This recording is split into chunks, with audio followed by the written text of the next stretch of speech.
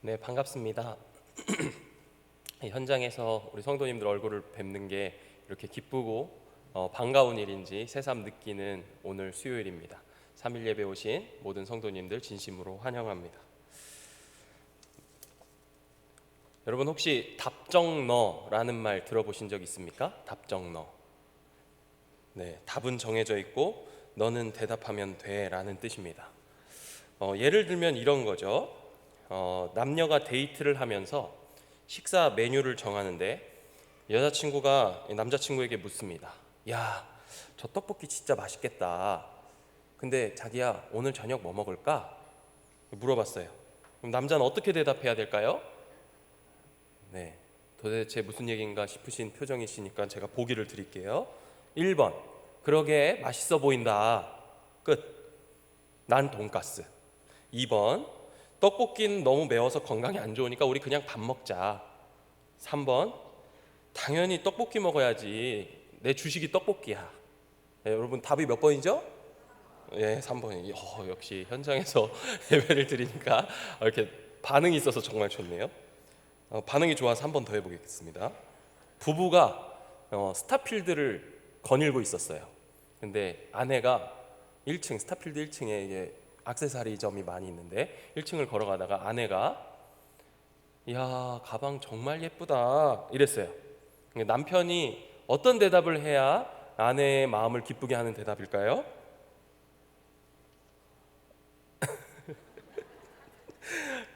답이 없으시죠? 보기를 또 드릴게요. 막 아내가 저 가방 진짜 이쁘다. 여보, 내 가방이 많이 달았지 않아? 이렇게 물어봤을 때 1번, 달긴 뭘 달어, 집에 가방 많더만. 2번, 그래? 그럼 세탁소에 한번 맡겨볼까? 네, 3번, 그렇구나, 많이 달았구나, 가방 하나 사자. 자, 당연히 3번이겠죠. 네, 뭐 이런 상황에서 질문하는 사람이 답을 이미 정해놓고 이렇게 물어보는 행동을 답정너다라고 합니다. 우스갯소리로 했지만 사실 이 말은 눈치 없는 남자 또는 여자를 희화한 말이죠. 질문하는 것에는 여러 종류가 있습니다. 내 자신을 알라라는 유명한 말을 했던 한 철학자가 있어요. 누구죠? 네, 소크라테스입니다. 소크라테스가 지금까지도 많은 사람에게 잘 알려져 있는 철학자인데 그가 남긴 이 내 자신을 알라라는 말을 주로 언제 쓰냐면 우리는 네 분수를 알아라 할 때 사용합니다. 근데 이 소크라테스가 어떤 사람이었는지를 생각해 보면 이 말의 뜻이 조금 달라질 수 있어요. 소크라테스는요, 모르는 것을 아는 것을 추구했던 사람입니다. 모르는 것을 깨닫는 것.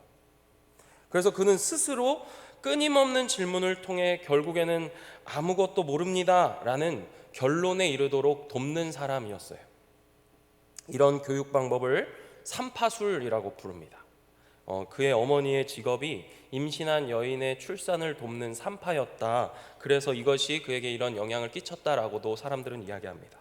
자신이 알고 있는 사실에 대해서 끊임없이 묻고 또 묻는 과정이 마치 아이를 낳는 것처럼 고통스럽긴 하지만 아이를 낳은 후에 그 산모가 그 모든 고통을 잊고 기뻐하듯 우리가 질문을 통해서 깨닫는 그 과정이 고통스럽지만 그것을 알게 되었을 때 기쁨이 크다라는 이 둘을 유비한 것이죠. 기원전 470년 사람입니다. 오늘까지도 많은 영향을 끼치고 있는데 그의 질문은 나는 아무것도 모른다는 무지함을 깨닫게 하는 것 밖에는 효력이 없었어요. 그리고 그는 결국 나는 아무것도 모른다는 무지함 속에서 독배를 마시고 죽음을 맞았습니다.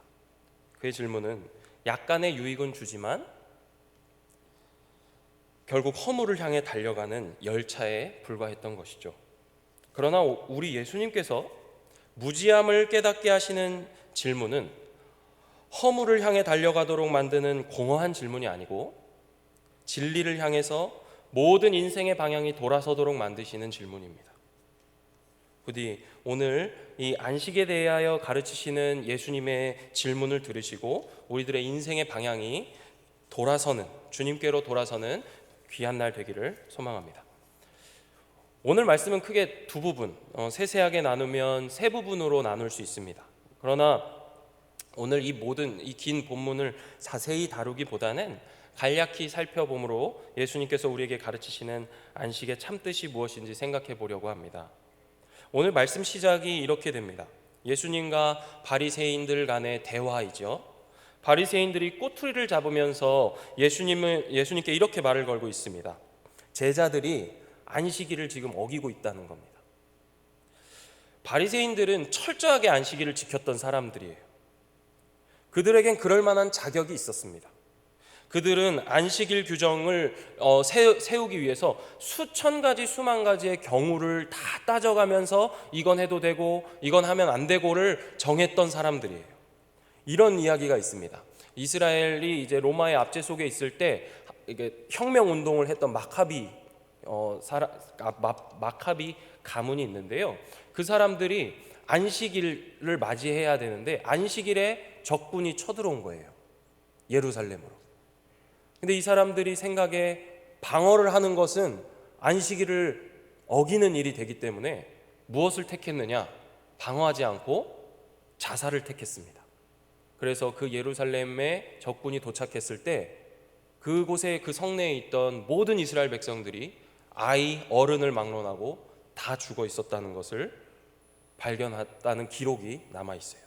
또 심지어 이 유대인들에게는요, 안식일을 거룩하게 지키기 위해서 아이들을 데리고 밖에 나갈 때 아이와 손을 잡고 한 발짝 한 발짝 걷게 하는 것은 안식일을 잘 지키는 건데, 아이를 땅에서 두 발을 다 떼게 안으면 안식일을 어긴 것이라고 규정했어요. 마치 짐을 옮기는 것과 같은 행동이다라고 여겼기 때문입니다. 이 사람들이 이렇게 철저히 안식일을 지켰으니 예수님의 제자들이 밀밭 사이로 지나갈 때 이삭을 잘라 먹는 그 행동이 얼마나 아니꼬아 보였겠습니까? 안식일에는 음식을 먹는 것은 괜찮지만 음식을 준비하는 행위는 잘못된 것이라고 여겼습니다. 지금 이 제자들이 밀이삭을 잘라서 비벼서 먹는 것은 음식을 준비하는 행위로 간주될 수 있었던 거죠. 이 사람들이 안식일날 음식 준비하는 그 규정을 어기지 않기 위해서 전날 안식일에 먹을 것까지 다 준비하던 사람들이거든요.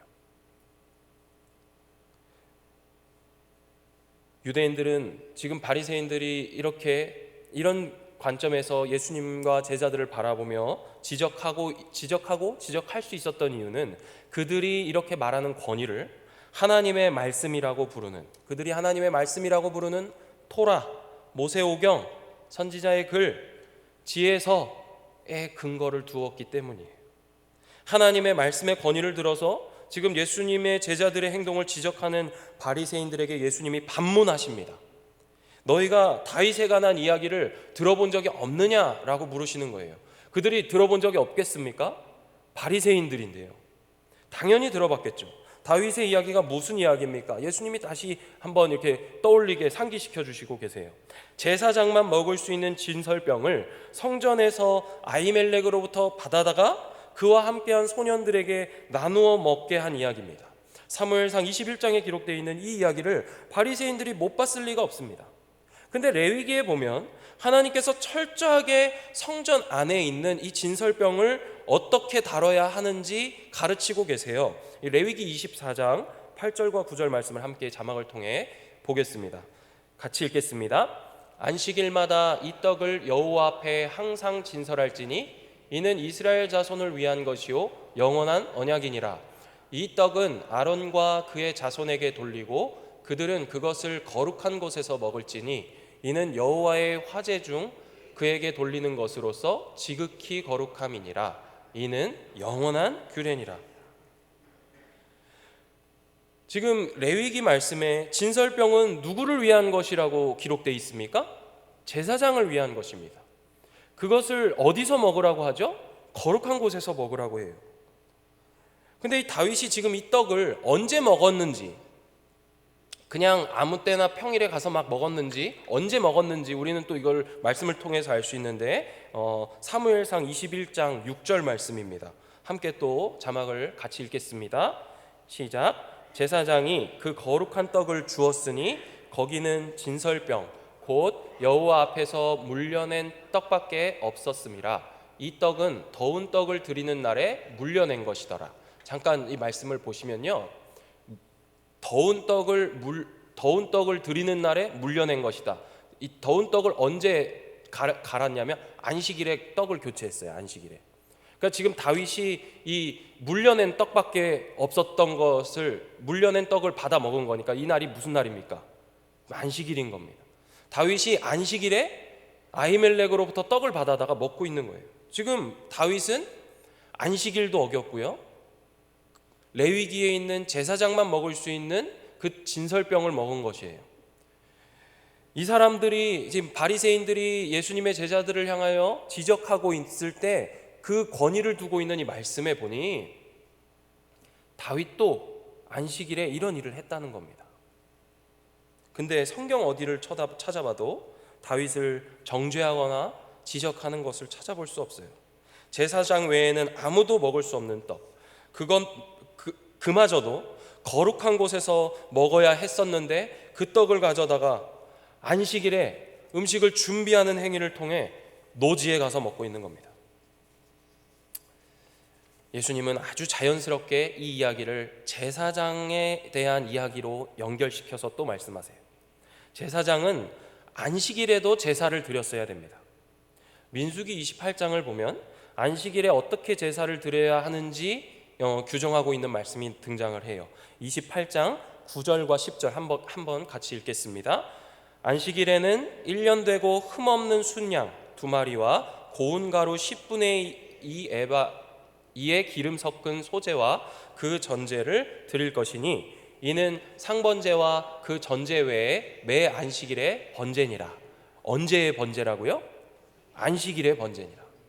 예수님이 제사장들이 성전에서 안식일을 범했다 하는 이야기가 바로 이겁니다. 제사장들이 안식일에도 번제를 드렸어요.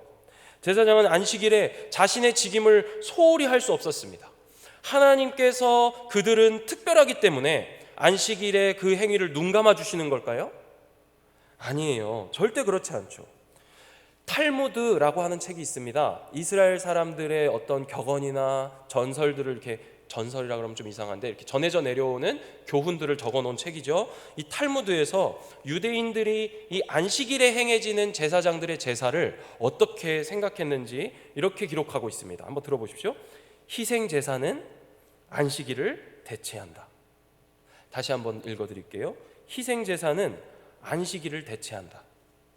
유대인들 스스로가 안식일에 행해지는 제사장들에 의한 그 희생 제사를 안식일을 대체하는 행위로 간주했다는 거예요.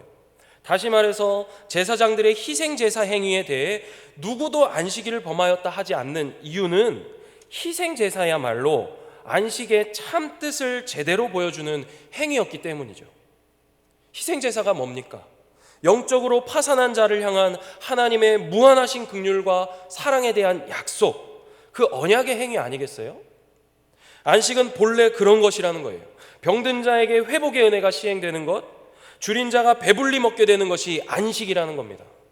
예수님께서는 지금 이스라엘의 가장 위대한 왕으로 추앙받고 있는 다윗과 유대인들의 종교 생활의 기둥과도 같은 제사장 이야기를 하시며 당신이 제자들에게 허락하신 그 밀밭에서 미리삭을 잘라먹는 그 행위의 정당성을 이야기하고 계시는 거예요. 다윗과 그와 함께한 사람들이 허기를 달래기 위해 간 곳은 다름 아니라 하나님의 집이었습니다. 하나님의 집의 진설병이야말로 굶주린 자들을 위해 공급하시는 하나님의 양식이었던 것이죠. 성전은 어떤 곳입니까? 이스라엘 사람들에게 성전은 어떤 곳입니까? 생명이 수여되는 곳이에요. 생명이 수여되는 공간이 성전입니다. 제사장들의 희생제사는 어떻습니까? 구원을 얻을 만한 가치가 하나도 없는 죄인들이 그 죄를 속하기 위해 하나님께 드리는 제사, 하나님께서 친히 마련하신 약속의 제사 아닙니까? 하나님께서는 안식일에조차 이 속죄의 사역을 중단할 수 없으셨던 거예요. 하나님의 긍휼과 동정하시는 은혜가 중지가 없다는 것이죠. 하나님께서 안식하기 위해 속죄하는 일을 쉰다? 말도 안 되는 겁니다. 하나님께서 우리에게 안식하라 하셨을 때는 아무것도 하지 말라 하는 그런 명령을 위한 명령이 아니고 세상이 줄 수 없는, 오직 우리 아버지께서만 주실 수 있는 쉼을 얻으라는 것이 안식하라는 명령의 본래 뜻이라는 거예요. 우리가 쉼을 얻는다. 그 쉼이 무엇입니까? 바로 예수님께서 마련하신 구원 아니겠습니까? 다윗 왕은 죽었지만 우리 주님은 살아계신 왕이세요. 제사장들은 희생 제사를 드릴 뿐이지만 예수님은 친히 대속죄 물이 되신 우리의 대제사장이십니다. 유대인의 신앙에서 성전은 이 위대한 왕 다윗과 그들이 그토록 아끼는 제사의 중개자로서의 제사장, 이 둘이 만나는 곳이에요. 그런데 예수님께서 이렇게 말씀하시는 거예요. 성전보다 큰 이가 여기 있다. 성전보다 크다는 말의 뜻이 뭘까요? 다윗은 먹을 것을 얻기 위해 하나님의 집으로 갔습니다. 그러나 예수님의 제자들은 하나님의 집에서 먹을 것을 얻은 것이 아니고 예수님과 함께 할 때 그 밀밭일지라도 그곳에서 그들은 먹을 것을 얻었습니다. 그들이 시장할 때에 그들의 허기를 달랠 수 있는 유일한 탈출구가 누구였냐? 예수님이었다는 거예요. 예수님이 우리 하나님이시라는 말입니다.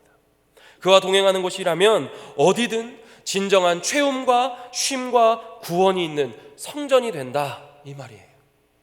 예수님께서는 바리새인들의 안식일에 대한 이 오해, 다시 말해 정죄하고 판단하기에 급급해서 안식이 주는 진정한 쉼에 대해 깨닫지 못하고 있는 것을 일깨우시며 제사보다 자비가 중요하다는 것을 다시 한번 강조하고 계십니다. 예수님의 안식일에 대한 가르침은 여기서 끝이지 않고 그들의 본거지로 들어가셔서 회당의 한쪽 손이 마른 자를 고치시는 데까지 이어집니다.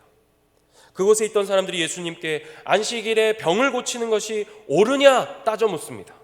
사실 1절부터 21절까지는 이 옳고 그름, 무엇이 옳으냐라고 하는 주제로 쭉 이어져 오고 있는 건데, 우리가 신앙생활을 오래 하다 보면 바로 이 옳고 그름의 문제에 많이 부딪히게 됩니다. 그래서 옳고 그름에 대한 이야기하는 것을 좋아하죠. 제가 신학교에 다니기 전에 초등부 교사를 몇 년 했었습니다. 그때 이제 꼭 예배 시간마다 모자를 쓰고 오는 한 아이가 있었어요. 그래서 저는 그 친구에게 날마다 예배 시간에 모자 벗어야지 라고 이야기했어요. 근데 어느 날 이 친구가 잘 벗었는데 이 아이가 저에게 묻더라고요. 근데 선생님, 왜 예배 시간에 모자를 벗어야 돼요? 제가 할 말이 없었습니다. 20대 초반이었던 제가 말문이 막혔어요. 그날 저는 그 아이에게 그냥 모자를 쓰라고 얘기했습니다. 뭘 몰랐으니까요. 저는 어떤 권위에 기대어서 그 아이에게 모자를 벗으라고 했는지 제 자신에게 자문하게 되었어요. 제가 그 자문한 결과가 뭐였냐면 저의 경험과 그동안 우리가 해오던 관습, 그것이 저의 그 모자를 벗으라는 말의 권위였던 겁니다. 예수님께서는 당신에게 안식일에 병을 왜 고치냐 따지는 이들에게 이렇게 말씀하십니다. 구덩이에 빠진 양을 보고 너희 가만히 있을래? 사람의 생명이 양의 생명보다 귀한 것을 안다면 사람의 병을 고치는 것이 옳은 것 아니냐? 질문하시는 거예요. 예수님께서는 옳으냐 묻는 그들의 권위를 흔드셔서 진정한 권위가 자기에게 있음을 그들에게 알려주고 있는 것이죠. 우리는 무엇을 하는 행위 그 자체에 대한 옳고 그름의 판단밖에 할 줄 모르는 겁니다. 예수님은 오히려 안식일에 더 많은 병자들을 고치시며 풍성한 생명의 근원이심을 드러내셨습니다. 산 위의 동네가 숨겨질 수 없듯이 예수님께서 드러내지 말라 하는 그 경고도 무시된 채 결국에는 예수님이 드러나셨죠. 21절은 우리에게 의미심장한 교훈을 주고 있어요. 이방인들이 그의 이름을 바라리라 함을 이루려 하심이라. 유대인들은 끝내 예수님을 죽음의 자리로 몰아갔습니다. 그리고 사도들을 통해 이방인의 전도의 길이 열리게 되어 그 예수님의 그 복음을 사모하는 이방인들이 많아졌다는 것을 우리는 초대교회 역사를 통해 배우고 있지 않습니까? 사랑하는 성도 여러분, 오늘날 안식이 무엇입니까? 어떤 사람들은 주일을 안식이라 이야기합니다.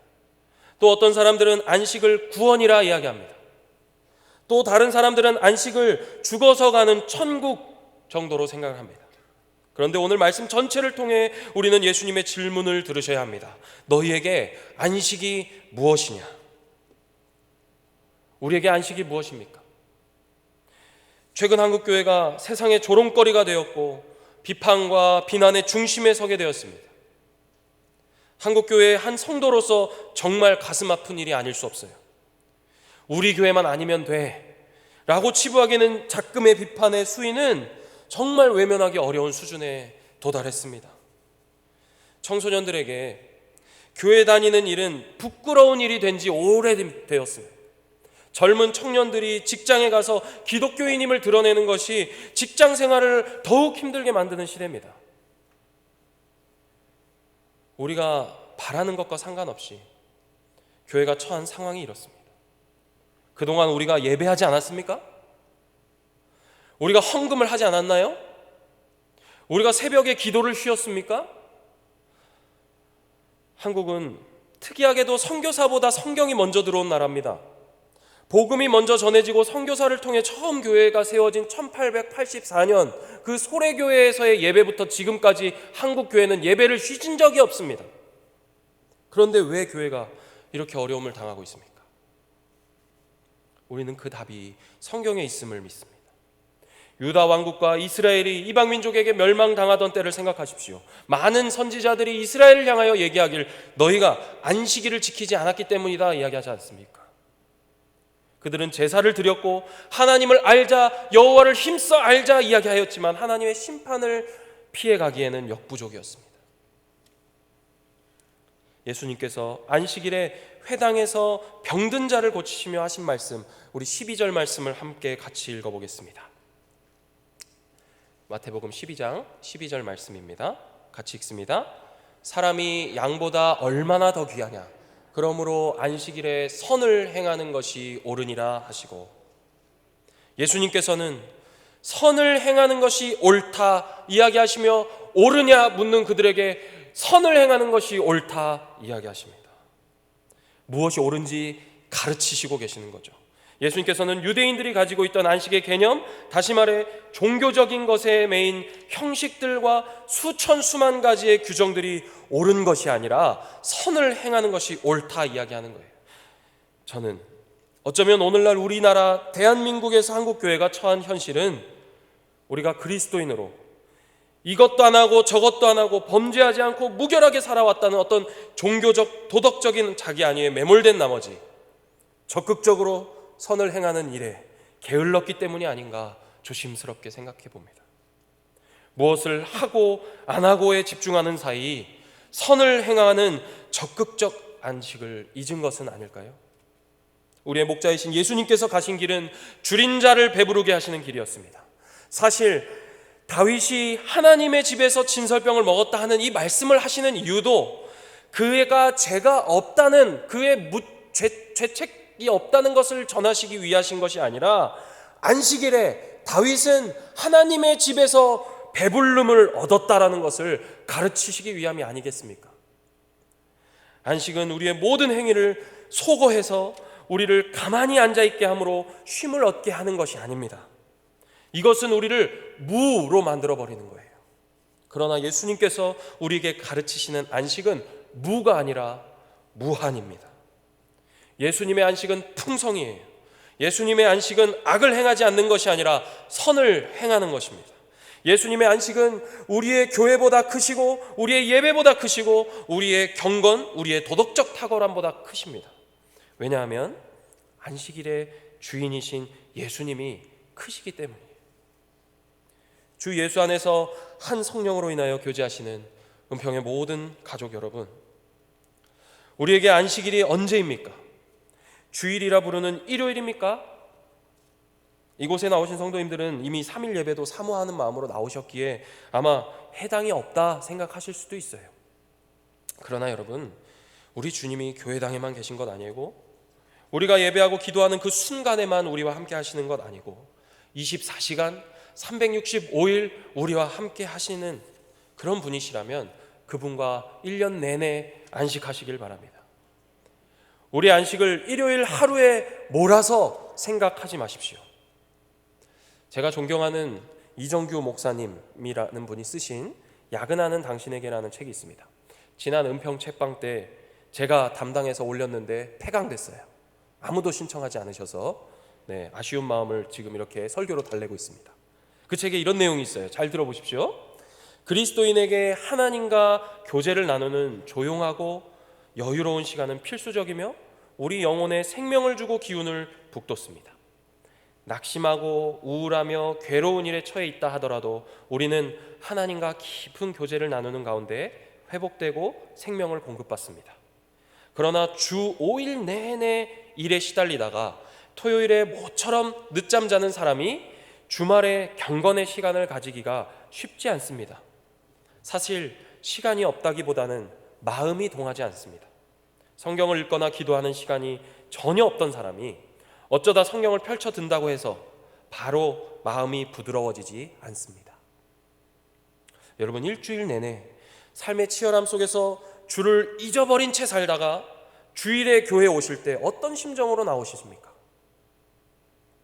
예배를 드린 것으로 신앙의 책임을 다했다 위안 삼는 사람이나 주일마저 온 힘을 들여 시간과 물질과 노력을 들여 봉사해서 기진맥진한 상태로 집에 돌아가 나의 노고를 치하하며 자위하는 사람, 모두 안식하지 못하는 사람입니다. 사랑하는 여러분, 무엇이 옳은지 분별하십시오. 그리고 자기 주도적인 안식에서 벗어나 우리 예수님이 주시는 참된 안식을 누리시길 바랍니다. 수고하고 무거운 짐진 자들아 다 내게로 오라 하신 그 예수님의 말씀은 엄격한 신앙생활을 하는 이들의 짐을 조금 덜어주시는 말이 아니라 완전히 다른 차원의 것, 안식에 대한 잘못된 관점을 바꾸시기 위해 내 멍에를 지라 말씀하신 것이에요. 우리의 짐을 조금 덜어주시기 위해서 하신 말씀이 아니라 우리의 그 짐의 차원을 예수님의 멍에를 지는 것으로 바꾸신 거라고요. 말씀을 마무리하려 합니다. 제일 처음 제가 답정너라는 이야기를 했어요. 답정너. 우리가 답정너인 남편, 답정너인 아내의 그 의중을 잘 알아차릴 수 있는 방법이 있는데 그 방법이 뭔지 아십니까? 제가 오늘 알려드릴 테니까 꼭 집에 가서 실행하셔서 행복한 가정 되시길 바라요. 방법은 딱 하나예요. 사랑하고 관심을 갖는 겁니다. 나의 연인이 좋아하는 게 뭔지, 내 아내, 내 남편이 뭘 좋아하는지, 뭘 싫어하는지, 그의 관심이 뭔지, 평소 그의 말과 행동, 그의 눈빛이 어디를 향하고 있는지를 잘 관찰하면 말하지 않아도 알아요. 아까 아내가 예쁜 가방을 보면서 내 가방이 많이 닳지 않았어? 이렇게 말할 때 그 남편이 그 아내가 뭘 쳐다보고 있는지 잘 봤다면 금방 알았을 텐데 안 본 거죠. 사랑하고 관심을 갖고 아끼다 보면 자연스럽게 알 수 있습니다. 유대인들에게 전해져 내려오는 한 우화가 있는데요, 한번 들어보세요. 하나님께서 창조하실 때 각 날에게 가장 알맞은 것을 창조하시며 그 날과 짝을 지어주셨대요. 우화니까 이걸 그냥 들으시면 됩니다. 첫째 날에게는 빛을 짝으로 주셨고, 둘째 날에는 하늘을 주셨고, 셋째 날에는 땅을 주셨고, 이렇게 짝을 지어주셨대요. 그런데 마지막 일곱째 날은 자기에게 짝이 없으니까 하나님께 탄원했대요. 하나님, 제 짝은 어디 있습니까? 그때 하나님이 안식일에게 이렇게 말씀하셨답니다. 이스라엘 공동체가 네 짝이 될 것이다. 이후 이스라엘은 시내산에서 안식일과 혼인을 맺습니다. 이스라엘을 향해 하나님은 너희는 안식일을 기억하여 거룩하게 지키라 주례를 서시며 이스라엘과 안식일을 짝을 맺어 주셨어요.